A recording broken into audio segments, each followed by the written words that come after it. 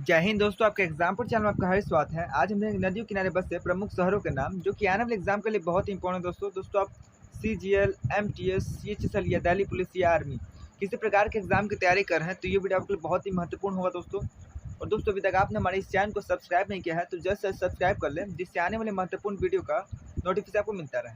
तो चलता है दोस्तों, बिना टाइम वेस्ट के ही पहला क्वेश्चन देखते हैं। पहला क्वेश्चन है, आगरा किस नदी किनारे बसा हुआ है? तो इसका राइट आंसर दोस्तों ऑप्शन बी, यमुना नदी किनारे दोस्तों, जो कि आगरा शहर बसा हुआ है। ठीक है दोस्तों। और दोस्तों जो आगरा का ताजमहल है वह भी यमुना नदी किनारे बसा हुआ है। ठीक है दोस्तों। कुछ इंपॉर्टेंट पॉइंट देखते हैं दोस्तों,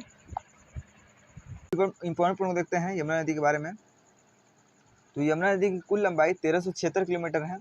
यमुना नदी जो कि गंगा नदी की सबसे बड़ी सहायक नदी है, जो यमुनोत्री नामक जगह से निकलती है और उत्तर प्रदेश के प्रयाग में गंगा नदी में जाकर मिल जाती है। ठीक है दोस्तों। अगला क्वेश्चन देखते हैं।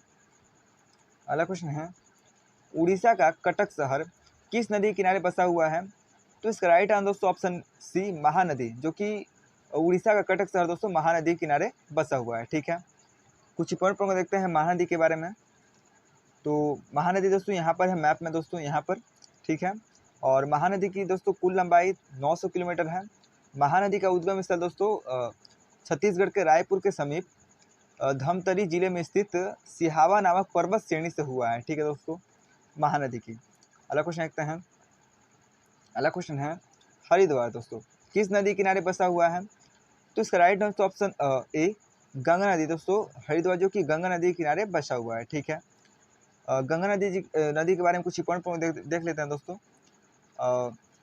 गंगा नदी की कुल लंबाई दोस्तों 2525 किलोमीटर है। ठीक है दोस्तों।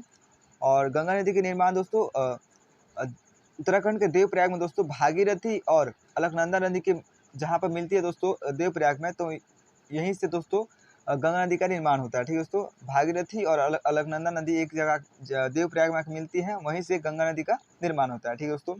और गंगा नदी जो कि भारत की सबसे लंबी नदी है। ठीक है दोस्तों। भारत की सबसे लंबी नदी है। ठीक है दोस्तों।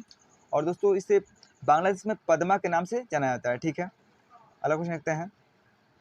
अगला क्वेश्चन है, नासिक शहर किस नदी किनारे बसा हुआ है? तो इसका राइट आंसर दोस्तों ऑप्शन डी, गोदावरी नदी दोस्तों, जो कि नासिक शहर गोदावरी नदी किनारे बसा हुआ है। ठीक है दोस्तों। नासिक जो कि महाराष्ट्र में स्थित है। ठीक है दोस्तों, महाराष्ट्र में। कुछ प्रमुख देखते हैं। तो गोदावरी नदी यहाँ पे है दोस्तों। ठीक है दोस्तों, यहाँ पर है गोदावरी नदी। और गोदावरी नदी की कुल लंबाई दोस्तों 1465 किलोमीटर है। गोदावरी नदी का उत्पत्ति दोस्तों पश्चिमी घाट में त्र्यंबक पहाड़ी से हुआ है। ठीक है दोस्तों, त्र्यंबक पहाड़ी से हुआ है। ठीक है। अगला क्वेश्चन देखते हैं। अगला क्वेश्चन है, उज्जैन जो कि दोस्तों मध्य प्रदेश में स्थित है, उज्जैन किस नदी किनारे बसा हुआ है? उज्जैन किस नदी किनारे बसा हुआ है?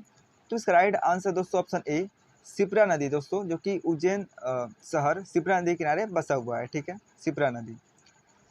कुछ इंपॉर्टेंट पॉइंट देखता है दोस्तों शिप्रा नदी के बारे में। तो इंदौर एवं देवास के मध्य शिप्रा नामक स्थान से निकलती है। ठीक है दोस्तों, शिप्रा नदी। और यह 196 किलोमीटर की यात्रा करने के बाद चंबल नदी में मिल जाती है। ठीक है दोस्तों।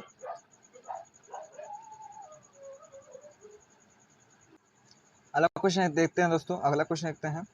अगला क्वेश्चन है, श्रीनगर किस नदी किनारे बसा हुआ है? तो इसका राइट आंसर दोस्तों ऑप्शन बी, झेलम नदी किनारे दोस्तों, जो कि श्रीनगर झेलम नदी किनारे बसा हुआ है। ठीक है दोस्तों, श्रीनगर जो कि झेलम नदी के किनारे बसा हुआ है। कुछ इंपॉर्टेंट देखते हैं दोस्तों झेलम नदी के बारे में। तो झेलम नदी की लंबाई दोस्तों 725 किलोमीटर है। ठीक है दोस्तों, 725 किलोमीटर, जो कि झेलम नदी दोस्तों जो कि सिंधु नदी की एक सहायक नदी है। ठीक है दोस्तों, पांच प्रमुख नदी है दोस्तों, सहायक नदी दोस्तों सिंधु नदी की, तो इसमें से एक है दोस्तों झेलम नदी। ठीक है। और दोस्तों इसे वैदिक संस्कृत में इसका नाम दोस्तों विस्ता है। ठीक है दोस्तों, विस्ता के नाम से जाना जाता था। ठीक है दोस्तों। अगला क्वेश्चन देखते हैं। अगला क्वेश्चन है, तिरुचिरापल्ली शहर किस नदी किनारे बसा हुआ है? तिरुचिरापल्ली शहर किस नदी किनारे बसा हुआ है?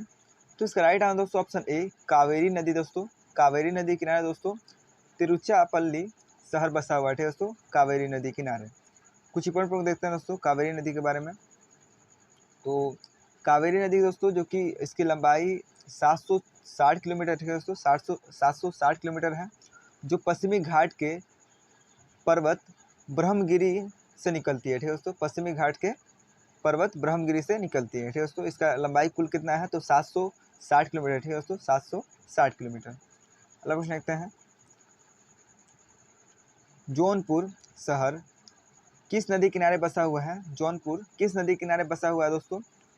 तो इसका राइट आंसर दोस्तों ऑप्शन ए गोमती नदी दोस्तों, जो कि गोमती नदी किनारे बसा हुआ है दोस्तों, ठीक है दोस्तों। जौनपुर, जौनपुर कहाँ पे दोस्तों? तो उत्तर प्रदेश में है, ठीक है दोस्तों, उत्तर प्रदेश में जौनपुर जो कि गोमती नदी किनारे बसा हुआ है। कुछ इंपॉर्टेंट देखते हैं दोस्तों गोमती नदी के बारे में। तो गोमती नदी की लंबाई दोस्तों 960 किलोमीटर है। गोमती नदी उत्तर प्रदेश राज्य में बहने वाली एक नदी है, जो गंगा नदी की एक प्रमुख उपनदी है, ठीक है दोस्तों, प्रमुख उपनदी है, ठीक है दोस्तों, यानी सहायक नदी है। अगला क्वेश्चन देखते हैं, अगला क्वेश्चन है, असम के डिब्रूगढ़ शहर किस नदी किनारे बसा हुआ है?